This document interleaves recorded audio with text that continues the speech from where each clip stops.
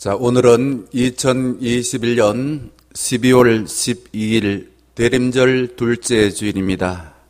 빛으로 오시고 오실 예수 그리스도께로 용기를 갖고 마음의 방향을 돌리시고요. 우리의 마음을 여시고 절박한 마음으로 예수님을 기다려서 주님이 우리의 마음에 들어와 기뻐하실 예배가 되기를 간절히 바라겠습니다. 묵상기도 하겠습니다.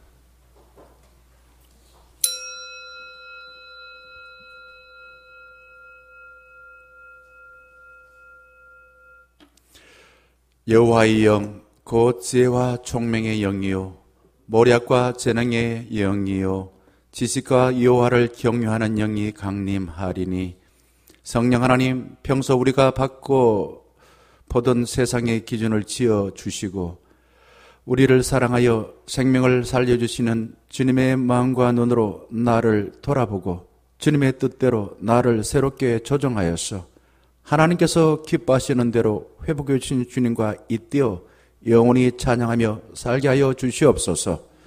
예수 그리스도의 이름으로 기원하옵나이다. 아멘. 찬송가 다 일어나셔서 28장 찬양하겠습니다.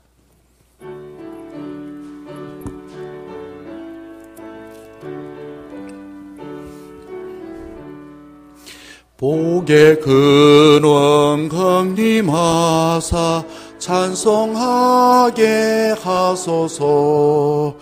한량없이 자비하심 측량할 길 없도다. 천사들의 찬송가를 내게 가르치소서. 구속하신 그 사랑을 항상 찬송합니다. 주의 크신 도움 받아 이때까지 왔으니 이와 같이 천국에도 이루기를 바라네. 하나님의 품을 떠나 죄에 빠진 우리를 예수 구원하시려고 보혈 흘려주셨네. 주의 귀한 은혜 받고 일생 빚진 자 되네. 주의 은혜 사슬 되사 나를 주께 매소서. 우리 마음은 연약하여 범죄하기 쉬우니 하나님이 받으시고 천국인을 치소서. 아멘. 교동문 117번 구주광님 세 번째 겁니다. 광야와 메마른 땅이 기뻐하며 사막이 백합화같이 피워 즐거워하며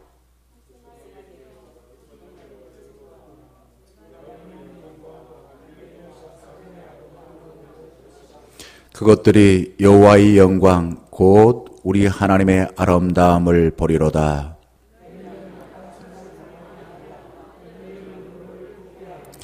겁내는 자들에게 이르기를 굳세어라. 두려워하지 말라. 보라, 너희 하나님이 오사.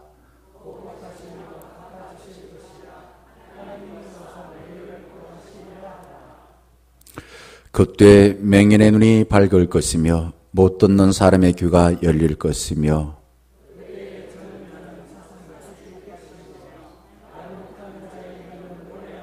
이는 광야에서 물이 솟겠고 사막에서 시내가 흐를 것임이라.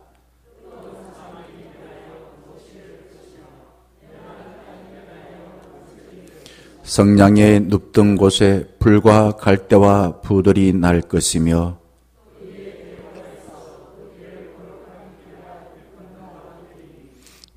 깨끗하지 못한 자는 지나가지 못하겠고 오직 구속함을 입은 자들을 위하여 있게 될 것이라. 아멘.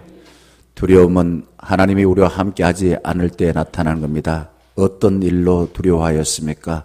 하나님과 함께하기 위하여 두려웠던 흔적들을 다 주 앞에 참여하여서 하나님과 함께하는 귀한 시간 되길 바라겠습니다. 기도하겠습니다. 하나님은 늘 우리를 축복하시고 또한 사랑하시고 우리에게 필요한 것을 넉넉히 주기를 원하시는 줄 알고 있습니다. 함에도 불구하고 우리는 하나님이 우리와 함께 하신다라는 사실을 잊어버리고 믿음을 가지지 못하고 늘 두려움 속에서 절절매고 살 때가 참으로 많았습니다. 아버지 하나님이 주인 되어주시고 우리는 주님의 뜻에 순복하여 살 때에 우리의 인생을 다 살 수가 있는데도 불구하고 내가 생각하고 내가 기대하고 내가 원하는 것이 이루어지지 아니하면은 하나님이 계시지 않는 것처럼 생각할 때 있었습니다. 주님, 내 생각이 하나님의 생각이 아니라 하나님의 생각이 내 생각이 되게 하여 주시옵시고 하나님의 기대가 내 기대가 되어지고 하나님께서 원하시는 삶이 나의 삶이 될 수 있는 그런 삶이 되게 하여 주시옵소서.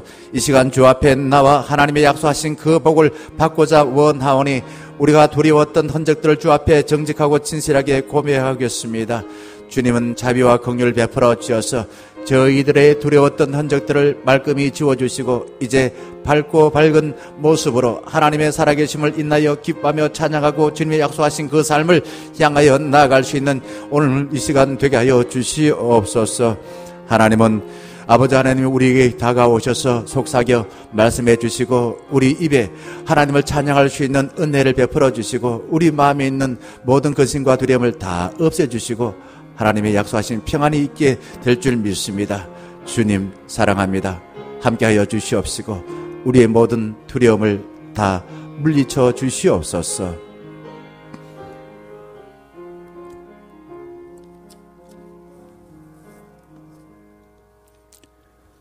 사도신경으로 신앙을 고백합니다.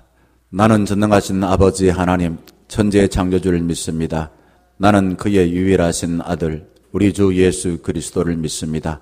그는 성령으로 잉태되어 동정녀 마리아에게서 나시고 본디오 빌라도에게 고난을 받아 십자가에 못 박혀 죽으시고 장사된 지 사흘 만에 죽은 자 가운데서 다시 살아나셨으며 하늘에 오르시어 전능하신 아버지 하나님 우편에 앉아 계시다가 거기로부터 살아있는 자와 죽은 자를 심판하러 오십니다.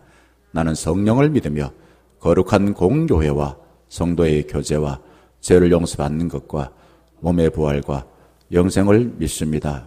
아멘. 635장 주기도문송 찬양합니다.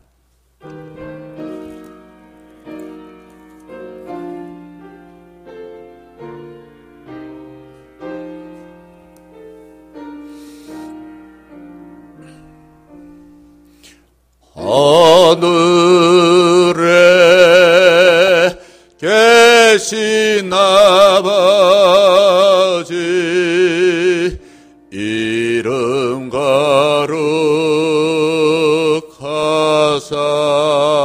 거룩하사 주님 나라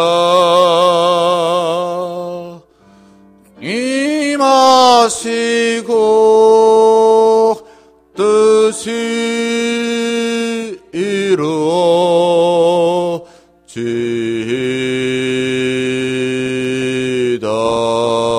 이루어지이다. 일용할 양식 주시고 우리들의 큰 죄 다 용서하옵시고 또 시험에 들게 마시고 악에서 구원하소서. 때에 주의 나라 주의 권세 주의 영광 영원히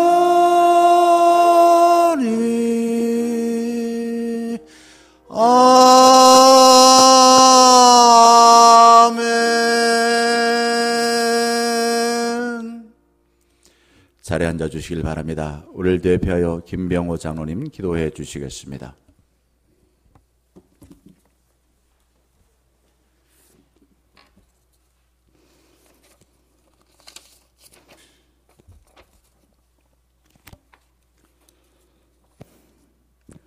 사랑과 은혜가 많으신 하나님 아버지, 지난 한 주간도 저희들 지켜주시고 보호하여 주셨다가 거룩한 주일 주님 전에 나와 예배 드릴 수 있도록 인도하여 주심을 너무나 감사드립니다. 복된 주일을 온전히 주님께 바쳐 예배 드릴 수 있도록 이 시간 주님 친히 임재하셔서 저희들 예배를 기뻐 받아주시고 함께하여 주시옵소서. 지난 한 주간 세상 속에 살면서 저희들 알고지언제 모르고지언제 너무나 말씀을 고백합니다. 우리의 허물들을 회개하오니 주님 흘리신 십자가 보혈로 모두 사해 주시고 깨끗함을 얻게 하여 주시옵소서. 오늘은 대림절 세 번째 주일입니다. 세상에 참된 평화와 구원을 주시기 위하여 이 땅에 오신 아기 예수님을 맞이할 준비가 되어 있는지 돌아보는 귀한 시간 되게 하여 주시고, 고난받는 종의 모습으로 오신 성탄절의 참된 의미를 깨닫는 시간 되게 하여 주시옵소서. 주여, 이제 회복하게 하소서라는 표어로 출발했던 2021년도가 벌써 마지막 달 12월 달이 되었습니다. 지난 한 해를 돌아볼 때 허물 많았던 저희들의 모습을 용서하여 주시고, 계속된 코로나로 인하여 어렵고 힘든 시간들도 있었지만 늘 함께하여 주시는 주님 의지하여 이겨낼 수 있도록 인도하여 주심을 너무나 감사드립니다. 이제 얼마 남지 않은 한 해를 잘 마무리할 수 있도록 축복하여 주시고, 최근에 많은 확진자와 변이 코로나로 인해 혼란에 빠져 있는데 다가오는 새해에는 코로나가 종식되고 일상이 회복되어 모두가 주님 은혜 안에서 세상을 향하여 복음을 전하고 기도하고 찬송 부를 수 있는 복된 한 해가 될 수 있도록 인도하여 주시옵소서. 교회의 모든 기관들과 각 구역들이 더욱 활성화될 수 있도록 인도하여 주시고, 2022년에는 주님이 주시는 비전을 품고 새롭게 계획하는 모든 일들이 주님 뜻 안에서 규모 있게 잘 이루어져서 이 마지막 때에 칭찬 듣는 교회 될 수 있도록 인도하여 주시옵소서. 이 사역들을 위해 세워지는 주의 일꾼들이 부족하지 않도록 채워주시고 더욱 기도함으로 충성되이 봉사할 수 있도록 인도하여 주시옵소서. 수능시험 친 우리 고3 학생들, 그동안 노력하고 수고한 것들이 헛되지 않고 좋은 결과로 이어질 수 있도록 인도하여 주시옵소서. 추운 겨울 날씨에 우리 성도님들 건강 잃지 않도록 보호하여 주시고, 멀리 타지에 있는 성도님들과 군생활하는 청년들 있사오니 굳건한 믿음 가운데 신앙생활 잘 할 수 있도록 인도하여 주시고 건강할 수 있도록 지켜주시옵소서. 이 시간 말씀 선포하시는 목사님 영육간에 더욱 강건케 하여 주셔서 능력의 말씀들이 선포되게 하여 주시고, 목사님 가정에도 축복 내려주셔서 부족한 것이 없도록 채워주시옵소서. 교회를 위하여 수고하시는 두 분 전도사님 목회사역 가운데도 함께하여 주시고 어린 영혼들 먹이기에 부족함이 없도록 인도하여 주시옵소서. 교회의 각 기관들과 여러 초소에서 빚도 없이 헌신하고 봉사하는 모든 손길들을 기억하시고 주님의 위로와 축복을 내려주시옵소서. 오늘 하루 온전히 주님 안에 거하게 하여 주시고 예배 마치는 시간까지 함께하여 주시옵소서. 거룩하신 예수님 이름으로 기도드립니다. 아멘.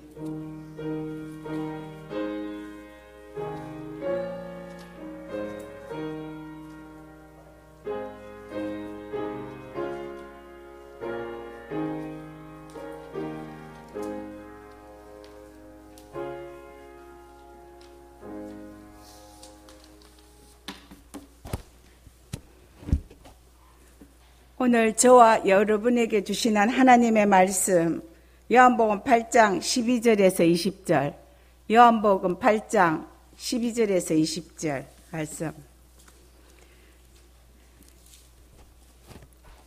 예수께서 또 말씀하여 이르시되, 나는 세상의 빛이니 나를 따르는 자는 어둠에 다니지 아니하고 생명의 빛을 얻으리라. 바리새인들이 이르되, 내가 너를 위하여 증언하니 내 증언은 참되지 아니하도다. 예수께서 대답하여 이르시되, 내가 나를 위하여 증언하여도 내 증언이 참되니 나는 내가 어디서 오며 어디로 가는 것을 알거니와 너희는 내가 어디서 오며 어디로 가는 것을 알지 못하느니라. 너희는 육체를 따라 판단하나 나는 아무도 판단하지 아니하노라. 만일 내가 판단하여도 내 판단이 참되니 이는 내가 혼자 있는 것이 아니요 나를 보내신 이가 나와 함께 계심이라. 너희 율법에도 두 사람의 정인이 참되다 기록되었으니 내가 나를 위하여 증언하는 자가 되고 나를 보내신 아버지도 나를 위하여 증언하시느니라. 이에 그들이 묻되 내 아버지가 어디 있느냐? 예수께서 대답하시되 너희는 나를 알지 못하고 내 아버지도 알지 못하는도다. 나를 알았더라면 내 아버지도 알았으리라. 이 말씀은 성전에서 가르치실 때에 현금함 앞에서 하셨으나 잡는 사람이 없으니 이는 그의 때가 아직 이르지 아니하였음이니라. 아멘. 자, 말씀이 알쏭달쏭 하죠, 그죠? 너희는 이렇게 알고 있으나 나는 이렇게 말한다. 마태복음에도 그렇게 나와 있습니다. 우리가 이렇게 생각하고 살아가는데 예수님께서는 나는 이런 생명의 빛이다. 그러니 너희도 이렇게 살아라 라고 했습니다. 이 시간 먼저 찬양을 하고서 그 다음 말씀을 시작하는데요. 우리 김원환 집사님과 정태석 권사님 가족이 찬양을 합니다. 아, 혼자 하십니까? 네.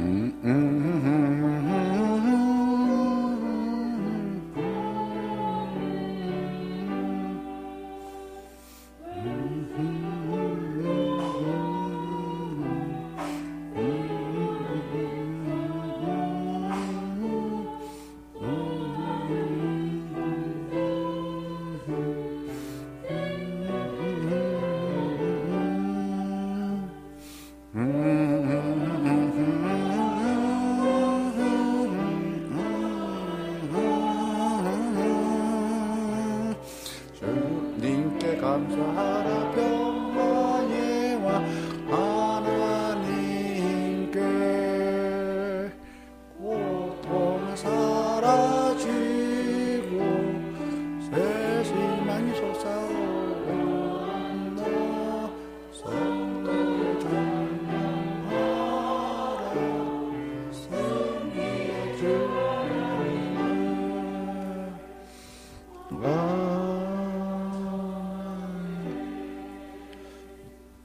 네, 감사합니다. 네, 광고 나간 대로 우리가 이 말씀을 읽고 설교하기 전에 찬양하실 분 찬양하시면은 더 은혜가 되겠죠. 네, 하나님이 약속하신 은혜를 더 많이 받을 수 있으리라 생각합니다. 자, 오늘 주신 말씀을 가지고 결국 예수님이 나는 세상의 빛이다 라고 하셨으니 우리는 그 빛 대신 예수님을 따라 살 때에 내가 빛의 자녀가 되어지는 것이겠죠. 그래 살면 얼마나 좋을까 하는 것입니다. 제주도에 가셔서 밤에 바다를 보시게 되면은 무엇이 보이십니까? 그 배에서 환한 불을 켜두고 고기를 잡는 장면이 보입니다.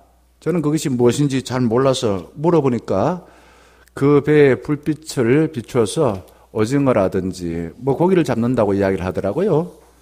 사람에게는 이렇게 아름답게 보이지만은 오징어에게는 무엇일까요? 오징어를 잡으려고 유혹하는 빛입니다. 아름다운 빛이 아니라 유혹하는 빛입니다. 이 빛을 두고서 집어등이라고 말합니다.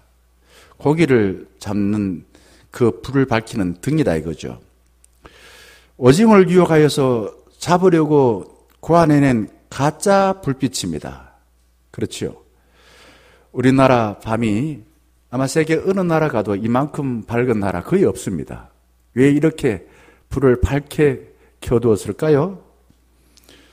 대낮처럼 불을 밝게 켜둬가지고 사람들 잠자지 말고 길거리 나오고 놀고 먹고 마시고 놀자 뭐 이런 겁니다. 결국은 밤에 잠을 자야 되는데 유혹하여서 우리 돈을 쓰게 만드는 것이지요. 지도자들 가운데도 사람을 유혹하여서 자기의 먹이로 생각하는 가짜 지도자들도 있습니다. 그런데 예수님께서는 세상의 빛이다 라고 하며 이 땅에 오셨으나 사람들은 예수님은 그래 맞아 빛 대신 예수님을 따라가야지 이렇게 생각하는 사람들이 많지 않았어요. 왜 그럴까? 여기에서 우리가 한번 고민을 해봐야 됩니다. 바로 어둠 속에 오랫동안 길들여온 사람이 많았기 때문인 것입니다.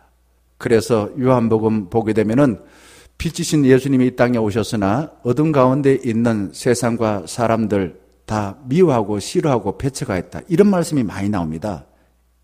요한복음 1장 5절 보게 되면은 깨닫지 못하더라. 10절 보게 되면은 세상이 그를 알지 못하였고 11절에는 영접하지 아니하였으나 왜 사람들이 빛이신 예수님에게 무관심하고 미워했을까요? 왜 그랬을까? 그런데 예수님은 거기에 개의치 않았습니다. 알고 있었어요.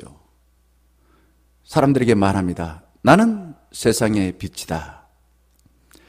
만약 제가 그 당시에 내가 세상의 빛이다 라고 했더라면은 사람들이 저래 됐나 뭐 아니면은 나의 또 뭐 이런저런 사생활이나 비리를 캐내어서 고발했을 것입니다.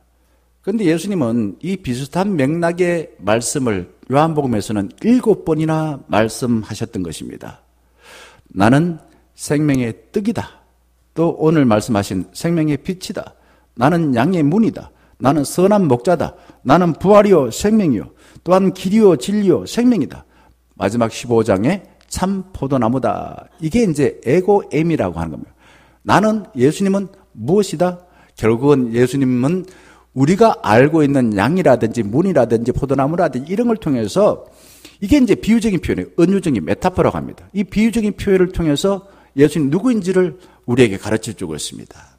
이게 이제 예수님은 하나님이시다 이거죠. 하나님이십니다. 그리고 오늘 주신 말씀대로라면은 참 빛이다. 가짜 빛이 아니라 참 빛이다. 라고 말씀하고 있는 것입니다. 자, 당시 초막절이라는 명절이 되어지면은 예루살렘 성전의 내 귀퉁이에다가 등불을 환하게 켜두었습니다. 그리고 멀리서 사람의 밤에 그 불을 보고서 예루살렘 성전을 향해서 나왔던 것입니다. 그때에 예수님께서 오늘 이 말씀을 하신 거예요. 나는 세상의 빛이다 라고 말씀하신 것입니다. 자인의 빛과 반대되는 말은 무엇입니까? 빛의 반대말? 어둠. 이건 다 압니다. 그죠? 근데 예수님은 나를 믿는 자는 아니라 12절 말씀 보게 되면은 나를 따르는 자라고 말합니다. 여기에서 따른다. 오늘 설교 제목은 빛이신 예수님을 따르자. 그냥 믿자 정도가 아니라 따르자라고 했습니다. 이런 사람들은 어떻게 되어집니까? 어둠에 다니지 아니하고 생명의 빛을 얻으리라고 말씀하고 있습니다. 예수님은 이 자연의 빛을 통하여서 뭘 말하려고 할까요? 인간의 마음의 상태를 말하고 있습니다. 예수님은 자신을 자연의 빛이 아니라 생명의 빛, 생명의 빛이 뭐야? 그걸 또 참빛, 가짜빛과 다르게 참빛이라고 말씀하십니다. 요한복음 1장에서 예수님의 어둠 속에 오래 길들여진 사람들에게 빛을 비출 때에 사람들은 자신의 그 가증스러운 모습이 들통날까봐 예수님을 미워하고 배척한 거예요. 불 비치지 마! 불 비치지 마! 내가 아직도 말이야 세수도 안 하고 말이야 내 마음이 이렇게 더럽고 이런데 당신이 비추면은 남 더러운 거 다 드러나잖아. 이겁니다. 그래서 사람들이 예수를 미워한 겁니다.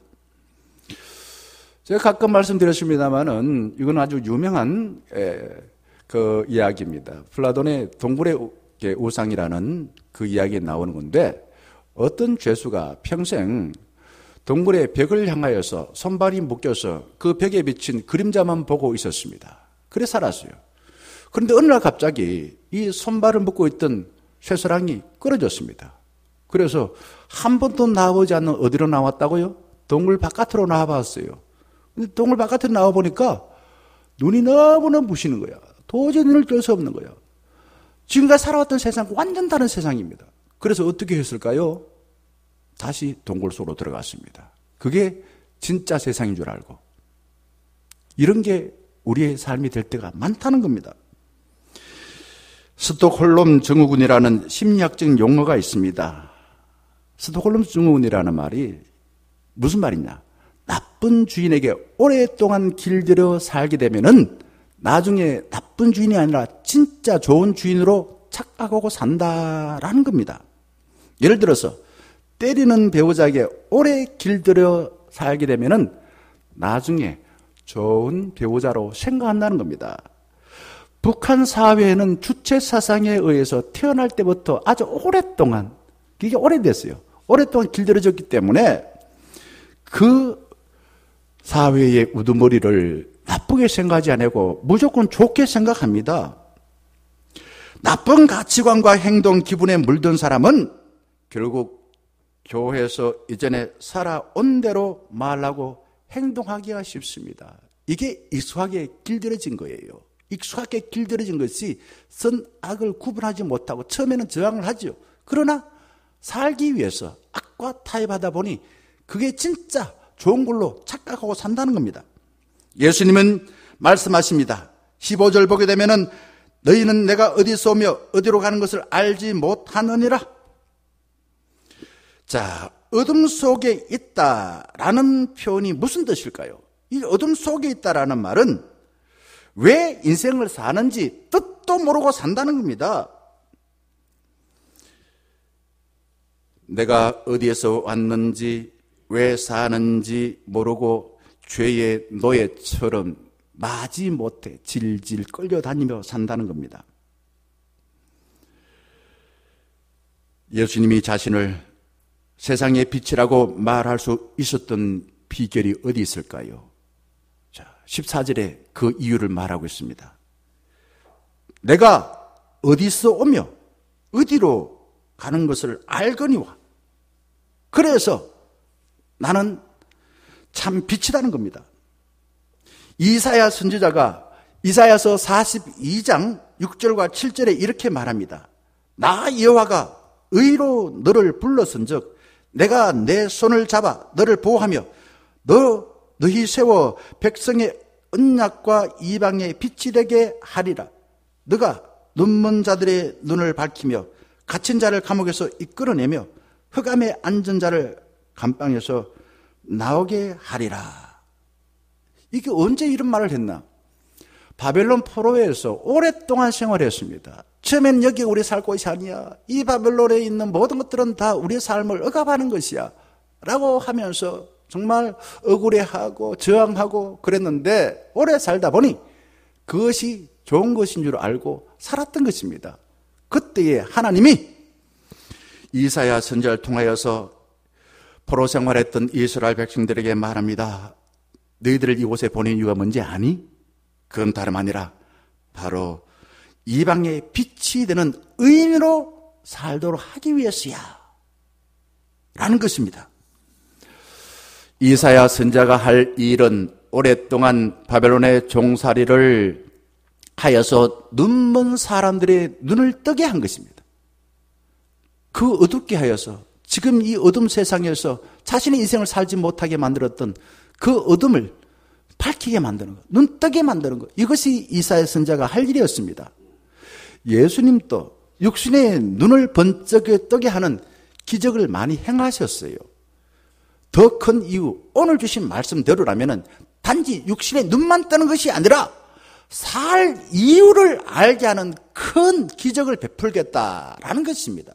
살 이유를 아는 것이 더 중요하다는 겁니다. 눈 뜨게 한 이유는 살 이유를 가르쳐주고 하나님이 빛이심을 알고 하나님과 잇대어 사는 삶을 살아라고 그런 이적을 보여준 거예요. 선생님들이 학생들을 가르치면서 공부 못하는 학생들보다도 더 염라하며 유심히 살피는 학생들이 있대요. 살 의욕을 잃어버린 학생들, 한 치 앞을 내다보지 못하기 때문에 늘 전전긍긍하며 쟤들을 어떻게 하면 살 희망을 줄까? 라는 생각으로 살핀다는 겁니다. 삶의 의욕을 잃은 사람들은 한 치 앞을 내다볼 수 없을 정도로 아주 위험합니다. 하나님은 성경 곳곳에서 이런 말씀을 하고 계십니다. 이사야서 43장 8절, 에레미야서 5장 21절, 에스겔서 12장 1절 등등등. 눈이 있어도 어떻다고요? 보지 못하고, 귀가 있어도 듣지 못하는 백성들을 이끌어내라.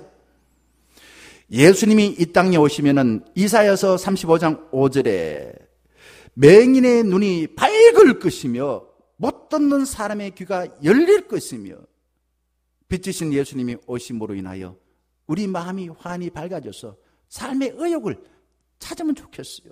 그리고 우리를 속이는 가짜와 진짜를 분별할 수 있는 귀를 가지면 좋겠다라는 것입니다.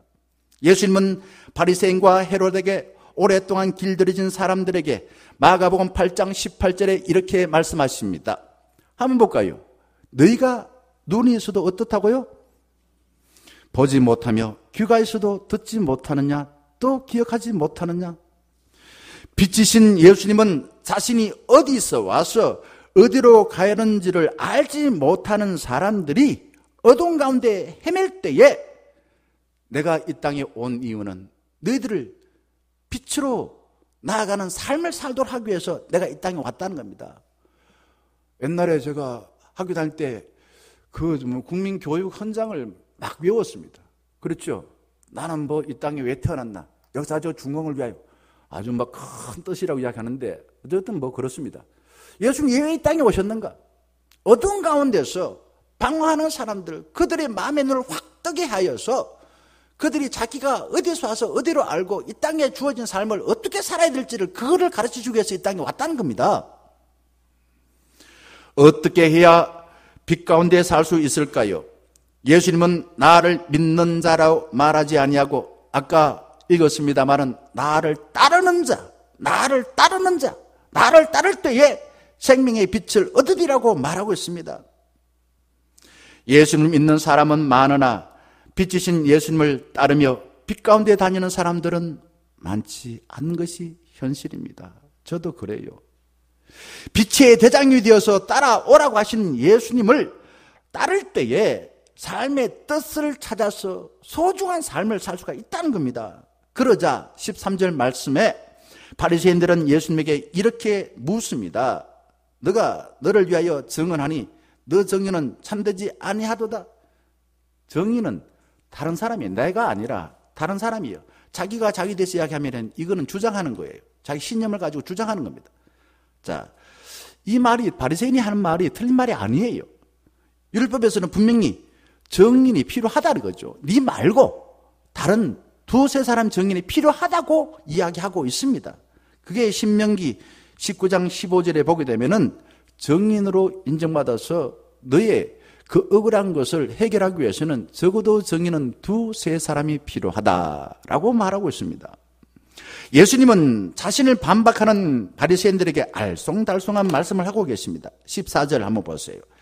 내가 나를 위하여 증언하여도 내 증언이 참되니. 이거는 율법에 근거해서는 틀린 말이에요. 다른 사람이 예수가 참빛이라고 말해줘야죠. 적어도 두세 사람이. 그런데 예수님은 자기가 자기 자신을 증언하여서 나는 참빛이다 라고 말해도 틀린 말이 아니라 옳다 이렇게 말하고 있습니다. 예수님이 이렇게 말씀하신 근거가 어디에 있습니까? 그 다음 보게 되면 예수님이 이렇게 말합니다. 나는 내가 어디서 오며 어디로 가는 것을 알거니와 너희는 어떻다고요? 너희는 내가 어디서 오며 어디로 가는 것을 알지 못하느니라 이렇게 말합니다. 자, 이 말씀의 내용을 보게 되면은 예수님이 참 빛이고 또한 자기가 정말 증언하는 것이 참되다고 이야기할 수 있는 것은 당시 사람들이 알고 있는 율법적인 지식, 그 양, 그걸 가지고서 증언하는 게 아닌 것입니다. 결국은 많은 사람이 잘못 알고 있는 그러한 내용을 가지고 자신을 증명하는 것이 아니다라는 겁니다. 그러면서 자신이 빛이신 이유는 어디에서 와서 어디로 가는지를 알고 있기 때문에 나는 세상이 빛이고 내가 말하는 이 말은 다른 사람이 증인으로 나서지 않아도 참 진리다라는 겁니다. 저는 고등학교 다닐 때에 그 당시에 유행했던 유행가 중에서 전영이라는 가수가 부른 노래를 나도 모르게 흥얼거리며 불렀습니다. 꽃잎은 바람결에 떨어져 뭐 강물을 따라 흘러가는데 그 다음에 뭐 지금은 어디쯤 가고 있을까? 왜 그런 노래를 불렀을까? 생각을 해보니까 내가 어디서 와서 어디로 가는지를 그때도 알고 싶었던 거예요.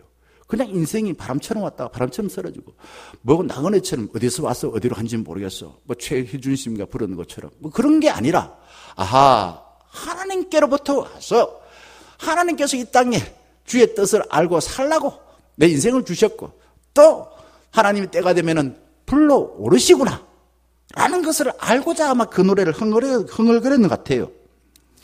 여러분은 어디서 와서 어디로 간다고 생각하십니까? 어디서 와서 어디로 간다고요? 전도서 3장 20절 말씀 보게 되면은 다 흙으로 말미암았으므로 다 흙으로 돌아가나니 흙에서 와서 흙으로 돌아간다는 겁니다. 그래서 사람들은 인생은 이렇다고 생각합니다. 아이를 잉태한 무덤처럼 불룩한 어머니 배에서 나와서 불룩한 무덤으로 돌아간다. 요람에서 무덤까지. 그 말이 그 말입니다. 자, 요 말을 좀 더 그러면은 영어에서 자, 요람이라는 말과 그리고 무덤이라는 말이 비슷할까 아니면 서로 다를까? 어머니의 불룩한 배는 영어로는 wom이라고 한다. W-O-M-B, 그리고 불룩한 무덤은 영어로는 T-O-M-B, tomb. 어원이 비슷하는 겁니다. 이게 인생이라는 거죠. 자, 요 두 사이에 있는 것이 우리의 삶인 것입니다. 예수님은 자신을 하나님으로부터 보내받고 이 땅에 보내져서 하나님께서 부르실 때까지 누구든요? 세상의 요구가 아니라 하나님의 뜻대로 살다가 하나님 앞에 불려갔을 때에 하나님께서 기뻐한다. 내가 너를 기뻐한다. 그래, 잘 살았다. 이런 칭찬을 들었던 것입니다. 이게 잘 사는 인생이에요. 우리는 이 땅에 우연히 온 것이 아닙니다. 예수님은 하나님이 이 땅에 보내진 이유를 알고서 짧은 세월 33년 동안 그 뜻을 알고 그 뜻을 이루기 위해 최선을 다한 것입니다. 우리는 자꾸만 오래 살아야만 된다. 오래 뭐하고 살라고? 예수님은 33년 동안 하나님의 뜻대로 최선을 다하여 살았기에 가장 인생을 잘 사신 분인 것입니다. 그런데 많은 사람들은 뜻도 모르고 열심히 살아갑니다. 유대인 랍비 아브라함 헤셀이라는 분이 이런 말을 했어요. 현대인들은 메시지를 잃어버린 메신저다. 이게 무슨 말인가? 메시지와 메신저는 비슷한 것 같지만 달라요. 지금 뜻도 모르고 열심히 산다는 말입니다. 메시지라는 건 뜻도 모른다는 겁니다. 열심히 살긴 사는데 왜 살아야 되는지, 어디서 와서 어디로 가는지 모르고서 열심히 산다, 이런 것입니다. 그러면서 허둥지둥 되면서 힘든다 이야기합니다. 화가 고갱이 그린 그림 제목이 우리는 어디서 왔으며 누구이고 어디로 가는가라는 대작이 있대요. 이게 얼마나 큰지요. 한 135m인가 폭이 그렇대요. 그 대작 속에 나오는 많은 장면이 있는데 어떤 장면이 나오냐 하면요, 사람이 태어나는 장면, 그리고 태어나서 살아가는 다양한 사람들의 그 모습이 나오고, 그리고 이제 죽음을 앞두고 있는 노인들의 모습이 그게 막 나온다는 겁니다. 파스칼은 말합니다. 인간은 왕으로 태어났지만 왕위를 빼앗긴 채 비참하게 살아간다. 왕위를 빼앗긴 비참한 신세로 살아간답니다. 우리가 잘 아는 거지와 왕자의 이야기. 왕자가 말입니다. 궁궐에서 얼마나 그 화려하게 삽니까? 뭐 그 신분 누가 될 수 없어요. 아무나 될 수 없습니다. 아버지가 왕이 돼요. 근데 말입니다. 그 궁궐 안에서 산 이유를 모르고 너무너무 재미가 없었어. 그래서 우연히 궁궐 바깥으로 나왔습니다. 보니까 초라한 거지가 아주 자유롭게 사는 것이 부러웠어요. 그래서 어떻게 합니까? 옷 바꿔입자. 바꿔입었습니다. 바꿔입고 지가 거지 왕자가 거지 되어서 살아보니까 그제서야 거지 신세가 얼마나 비참한지를 알게 되었습니다. 그래서 나중에 어땠다고요? 다시 궁궐로 돌아오는 그런 내용이 나오지 않습니까? 예수님은 비참한 인간을 15절과 16절에서 이야기하고 있습니다. 너희는 무엇을 따라 판단한다고요? 육체를 따라 판단하는. 이게 무슨 말인가 이게? 나는 다르다 이거죠. 아무도 판단하지 아니하노니 만일 내가 판단하여도 참되니 이는 내가 혼자 있는 것이 아니요. 누가하고 함께 있다고요? 누가하고 함께 있습니까? 나를 보내신 이가 나와 함께 계심이라. 이게 믿음이고요. 이게 사실인 것입니다. 눈에 보이지 않는데 어떻게 함께 있어요? 우리는 자꾸 그렇게 이야기합니다. 그러니까 이게 이제 우리 인간이 인식할 수 있는 방법은 뭐 근거가 있어야 돼. 눈에 보여야 돼. 뭐 다른 사람이 무슨 선원 유명한 사람들, 군인 사람들의 글을 가지고서 그걸 뭐 받아들이고 합니다. 근데 뭐 성경이 그렇게 말하고 있어요. 예수님은 너희들이 눈에 보이지 않지만은 나는 하나님과 함께 있다 이거죠. 그래서 혼자가 아니라고 말합니다. 그래서 예수님께서는 이 땅에 살아가는 사람과 다르게 판단했어요. 당시 어둠 가운데 살았던 사람들은 사람을 바라볼 때에 뭐에 따라, 육체에 따라란 말은 외모를 보고 판단하죠. 저 사람 뭐 키가 얼마고, 저 사람의 얼굴이 어때서, 저 사람 직업이 뭐고, 이런 겁니다. 자, 저도 모르게 사람인 거로 사람을 볼 때에 외모로 따라 판단하지 않으려고 애를 씁니다.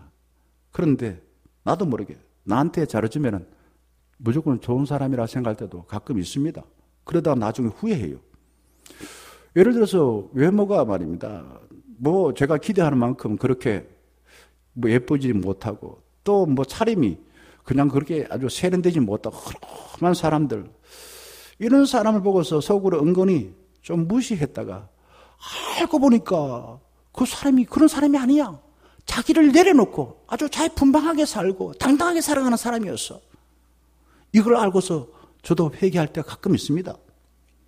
우리는 사람을 만나기만 하면은 주로 이런 것을 확인하고 싶어서 입이 건질건질합니다. 주로 이제 우리 한국 사람들은 나이를 묻습니다. 몇 살입니까?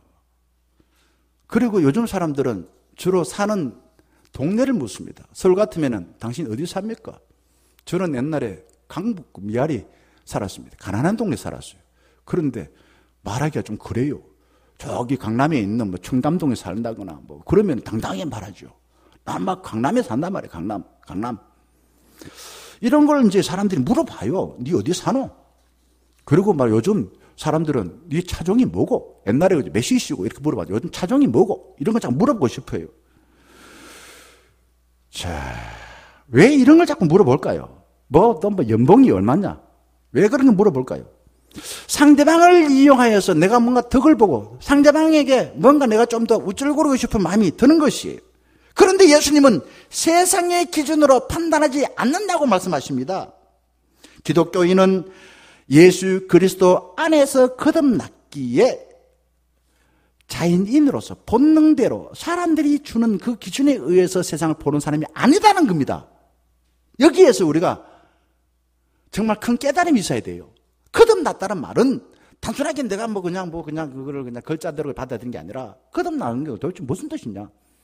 그러면 내가 예수 그리스도의 그 사랑으로 하나님의 은혜로 거듭났으니까 내가 세상을 볼 때도 이제는 내 본능에 따라서 세상의 기준대로가 아니라 거듭나게 하신 그분의 눈과 그분의 마음을 가지고 세상을 봐라, 이겁니다. 세상 사람과 다른 눈으로 세상을 봐야 됩니다. 우리는 그냥 본능대로 육체적인 판단에 따라서 다른 사람의 세상을 보는 게 아니라 예수 그리스도라는 안경을 쓰고 세상을 볼 때에 하나님의 눈과 마음으로 세상이 보여지는 것입니다. 세속의 기준으로 나 자신을 볼 때 저는 별 볼 일 없는 사람이에요. 제가 무슨 자랑할 게 뭐가 있습니까? 사는 동네 대연동입니다. 제가 무슨 집이 있습니까? 제가 차가 있습니까? 별 볼 일 없어요. 그러나 저는 에베소서 1장을 오늘 읽어봤습니다. 그 하나님께서는 우리에게 뭐라고 말하냐? 네 그렇게 생각하지 마라. 네 왜 목사면서 그런 생각하냐? 너는 내가 태초 전에 너를 계획하였고 너를 목사로 세워주었다. 그러니 너는 내가 보기에 위대한 걸작품이야. 사랑하는 성도 여러분, 여기 계신 모든 분들, 하나님께서는 여러분을 보고서 뭐라고 말할까요? 애들 말로 너 인생 조졌다 이런 말 할까요? 아닙니다.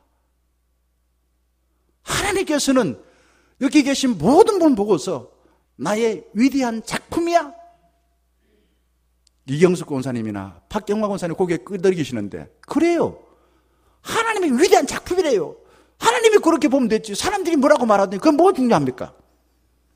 예수님은 가나마다 잡힌 여인이나 세리 삭개오나 나병 환자에게 야 이놈아 너 인생 왜 그래 살았니? 너는 왜 그렇게 몸을 함부로 굴렸니? 너는 왜 친구 관계가 그따위니? 이렇게 말하지 않았습니다.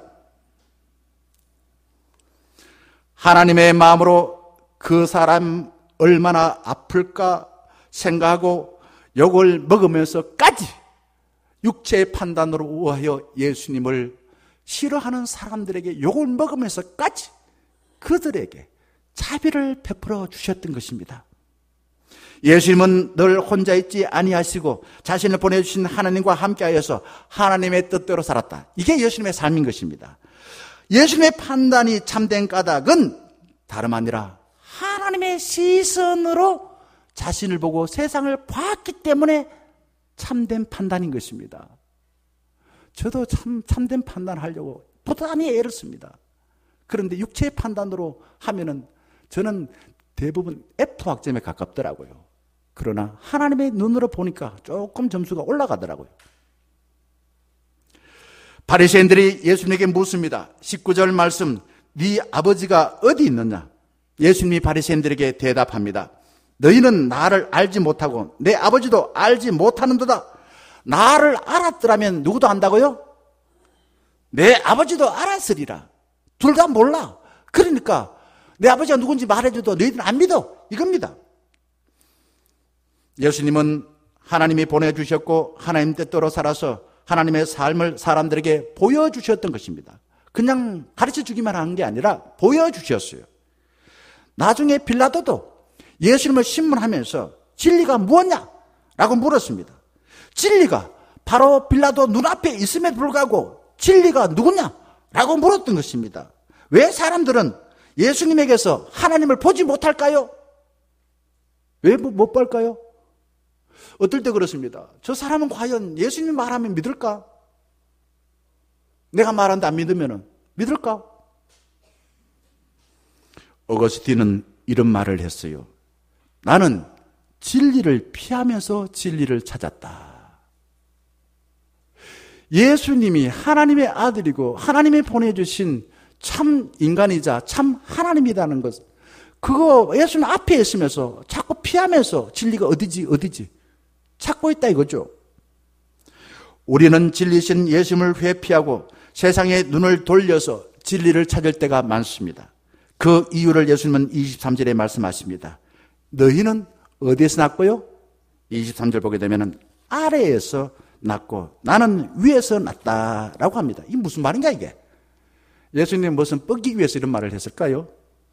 아래에서 났다는 말은 하나님의 눈이 아니라 세상에 속해 있는 거로 자꾸 세상 사람들이 생각하는 것처럼 세상 사람들이 가지고 있는 그 욕망의 눈에 빠져서 판단하다 보니까 너희들은 아래에서 났다. 그리고 너희들의 판단은 틀렸다라는 겁니다. 누구 기준으로? 하나님의 기준으로 봐서 틀린 거예요. 그러나 예수님은 위에서 났다. 무슨 말인가? 하나님의 시선으로 세상을 보고 살아간다라는 뜻인 것입니다. 우리는 내가 주인 되어서 다른 사람을 이용하려고 다른 사람을 정죄하고 나는 옳다라는 죄의 중력에 이끌려 살 때가 많습니다. 여러분, 중요한 말이 나옵니다. 죄의 중력이 뭘까? 우리 인간이 여기에 말입니다. 생각해 보세요.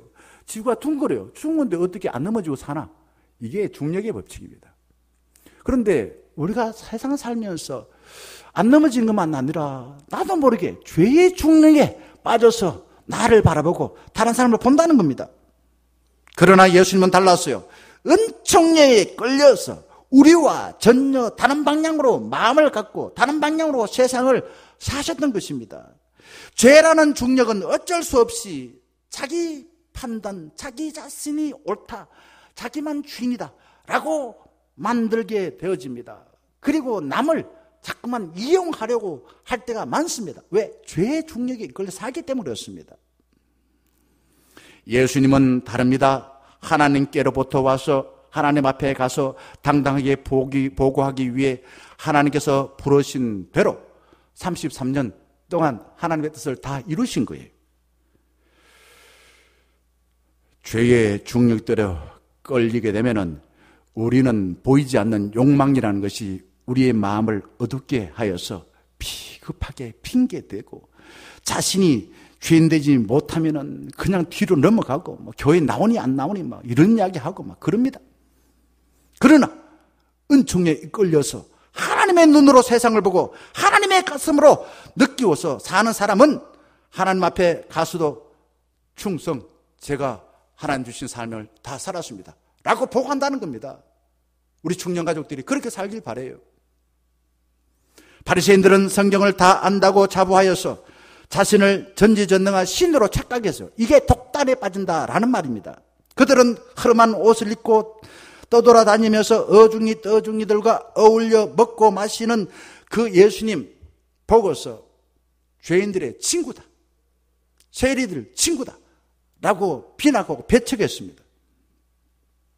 그러나 예수님은 28절에서 너희가 인자를 든 후에 내가 그인 줄 알고, 이 무슨 말인가? 지금 니들이 말이야 나를 무시하지, 내 말 안 듣지, 니들이 막 가짜에 너무 오랫동안 길들여서 스톡홀름 증후군에 빠져가지고 살다 보니 참비신 나를 미워하고 내가 누군지 모르지? 그 나중에 알게 될 거야. 언제요? 예수님이 십자가에 든 후에야. 이게 인간이라 이거죠. 우리 사람들은요 있을 때는 잘 못하다가 나중에 없을 때 그렇게 할 걸 이렇게 생각하고 살아갈 때가 너무나 많습니다. 가룟 유다도요 처음에는 돈이 전부인 줄 알고 스승을 은 30에 팔아서 돈을 챙겼습니다. 호주머니에 넣어가지고 눌랄라 춤을 추고 챙겼습니다. 그런데 웬걸 시간이 지나서 보니까 내가 죽인 예수님이 하나님 보내신 주님이시오. 그래서 어떤 느낌이 들었어요? 죄책감이 느껴요. 그래서 자기가 가지고 있던 돈을 성전에 가서 바닥에 던져버려요. 던지고 난 뒤에 어떻게 했습니까? 자살해버렸어요. 나중에 깨닫고서 회개하지 않고 자기의 생명을 지 손으로 해결하더라 이거죠. 하나님의 손에 맡겨야지 왜 지 손으로 해결합니까? 욕망이 눈을 멀게 하여서 우리는 미련하게 될 때에 별 보려는 사람들은 무시하다가 나중에 떠난 뒤에서야 후회합니다. 내가 왜 옛날에 그랬었나? 내가 왜 옛날에 그랬었나? 후회하는 것이 인간이라는 겁니다. 미련한 사람은 있을 때 무시하다가 없을 때 제사를 크게 지냅니다. 제가 그렇게 생각해요. 제사 지내는 게 뭐 6.25 전통을 봤을 때 나쁘진 않지만은 왜 묘를 크게 쓸까? 왜 묘를 크게 쓸까? 있을 때 잘 못해줬어. 그래가지고 없을 때 말입니다. 그렇게 해서라도 제사를 크게 지내서라도 내가 잘 돼야지. 인간적으로 생각하면 상당히 이기적인 속성이에요. 그런 제사 아버지가 엄마가 할아버지가 받겠나 하는 생각을 해봤습니다. 있을 때 잘하지. 어리석은 사람은 이미 떠난 사람에게 받은 상처를 새로 만난 사람에게 보복합니다. 부재 떠나봐야 우리 노력하죠. 떠나봐야 알겠지. 떠나봐야 안다 이거지. 부모가 자식을 키우다가 네가 말이야 내 말 몰라서 내가 집 나가봐야 알지. 뭐 그런 마음 먹고 나갔다가 얼마 안 있다가 다시 돌아오잖아, 그죠? 떠나봐야, 없어봐야 그 사람 진면목을 제대로 알아요. 역사에 많은 것도요, 뭐가 진짜인지 가짜인지 모를 때가 많습니다. 해석하는 사람들이 다 이런저런 오염된 눈으로 보면 잘 안 보여요. 세월이 지나봐야 그게 진짜인지 가짜인지 뭐가 옳은지 알게 됩니다. 사랑하는 중녀가정 여러분, 지금은 빛이신 예수님을 만나서 삶의 뜻을 찾을 대림절입니다. 빛이신 예수님을 따라서 하나님께서 보내주신 땅에서 다시 부를 때까지 선한 일을 기쁘게 감당하시다가 하나님 앞에 가서는 충성하면서 당당하게 보고드려 살아가는 삶이 되기를 간절히 바라겠습니다. 함께 찬양하겠습니다.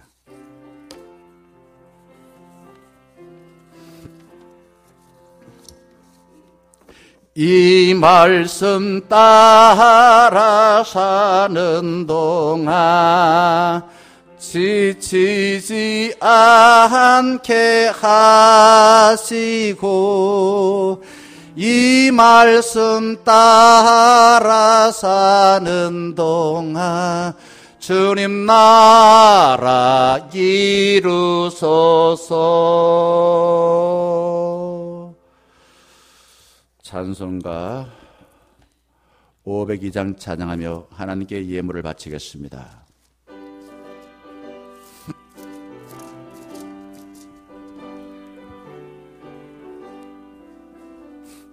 빛의 사자들이여 어서 가서 어둠을 물리치고 주의 진리 모르는 백성에게 복음의 빛 비춰라. 빛의 사자들이여 복음의 빛 비춰라. 죄로 어두운 밤 밝게 비춰라. 빛의 사자들이여 선한 사역 위하여 힘을 내라. 주 함께 하시겠네. 주의 크신 사랑을 전파하며 복음의 빛 비춰라. 빛의 사자들이여 복음의 빛 비춰라. 내려든 밤 밝게 비춰라.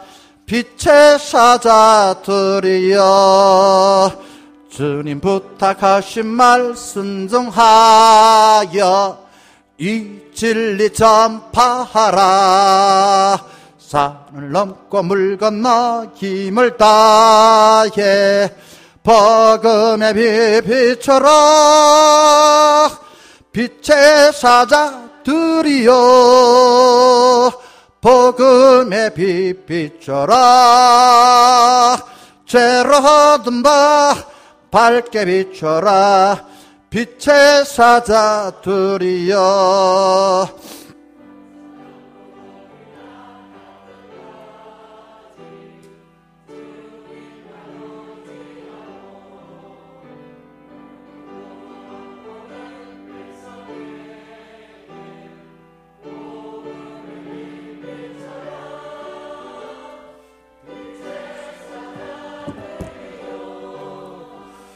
복음의 빛 비춰라. 죄로 어두운 밤 밝게 비춰라. 빛의 사자들이여. 기도하겠습니다. 하늘의 영광을 버리시고 낮고 낮은 곳으로 오셔서 저희들을 어둠의 권세에서 해방시켜 주시고 저희들의 생명을 위협하는 세상의 그 어떤 권세로부터 또 자유하게 살도록 인도해 주시고 또한 더불어 사는 이들에게 필요한 지혜를 넉넉히 주신 주님의 은혜를 생각할 때에 어찌 우리 말로 다 표현할 수가 있겠습니까? 바이러스 공포로 절망스러운 현실 속에 살아가고 있지만은 여전히 저희들의 생명을 사랑하여 인자신 주님 앞에 나와 온 마음을 다 바쳐 예물을 드리며 예배하여 사오니 끝까지 우리와 함께 동행하여 어두운 가운데서도 밝은 빛을 보게 하시고 빛이신 주님과 함께 등하여 주님 앞에 갈 때까지 실족하지 아니하고 끝까지 충성할 수 있는 복된 삶이 되게 하여 주시옵소서. 춘년가족 한 사람 한 사람의 심령을 헤아려서 치료의 광선을 비춰주셔 건강한 몸으로 회복하여 노후의 인생 살아가는 데에 불편함이 없고 또한 긴 겨울을 지낼 때에 우리 하나님께서 필요한 것을 헤아려서 따뜻한 방과 맛있는 밥을 주시고 또한 외롭고 낙심될 때에 선한 목자 되신 주님과 함께하여 친구되는 삶을 살 수 있도록 인도하여 주시옵소서. 그리고 우리의 앞길을 인도하시는 주님, 세상에 속하여 살아가 있기에 때로는 사람과 관계가 깨어져 낙심되고 절망하는 우리들의 삶이었습니다. 주님, 저희들을 찾아와 하셔서 깨어진 마음을 회복하여 주시고 이제는 세상에 나아가 한 손으로는 주님의 손을 붙들고 한 손으로는 충년 가족의 손을 붙들어 어떠한 곳에서도 늘 주님을 찬양하며 행복하게 살아갈 수 있도록 인도하여 주시옵소서. 열심히 살아왔사오나 일할 곳이 없어 먹을 것을 걱정하는 이들에게 주님께서 예비하신 세상을 보고 주님을 찬양하며 즐겁게 살아갈 수 있도록 인도하여 주시옵시고 또한 필요한 양식과 일할 수 있는 일터도 허락하여 주시옵소서. 새로운 일과 진학을 계획하는 이들에게 하나님께서 주신 은사를 분별하여 최선을 다해 준비하여 주의 일에 크게 부응되는 삶이 되게 하여 주시옵소서. 준비 주신 일주에서 추위와 힘듦을 견디고 일하여 얻은 수입의 11조를 드리오니 기쁘게 받아주시고 우리 모든 중년 가족들의 사회의 지경을 넓혀 주시옵소서. 주님의 섬차신 손길을 헤아려 감사 예물을 바치는 손길을 기억하여 주사 하는 일마다 잘 되어져 주님께 더 크게 감사 영광 돌릴 수 있는 삶이 되게 하여 주시옵소서. 우리 중년의 모든 가족들이 하나님 나라의 그 복을 크게 맛보고 누리게 하여 주시옵시고 함께 손을 잡고 하늘의 뜻을 중년 공동체를 통해서 세워가는 데 함께 참여하게 하여 주시옵소서. 예배하는 저희들이 하는 일과 속한 공동체마다 주님의 평강이 함께하여 하나님이 가장 기뻐하는 삶이 될 수 있도록 축복하고 인도하여 주시옵소서. 예수 그리스도의 이름으로 감사 기도드리옵나이다. 아멘. 다 자리에 일어나셔서 파송에 찬양하겠습니다.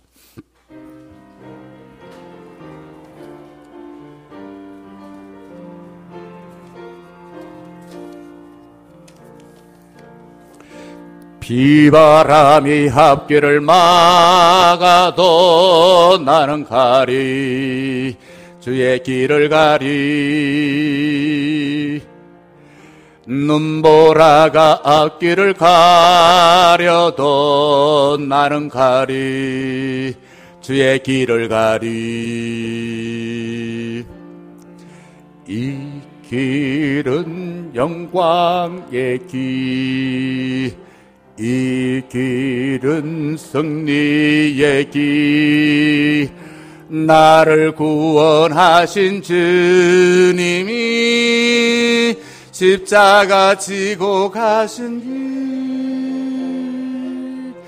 나는 가리라 주의 길을 가리라 주님 발자취 따라 나는 가리라 나는 가리라 주의 길을 가리라 주님 발자취 따라 나는 가리 한 번 더 하겠습니다. 나는 가리라 나는 가리라 주의 길을 가리라 주님 발자취 따라 나는 가리라 나는 가리라 주의 길을 가리라 주님 발자취 따라 나는 가리라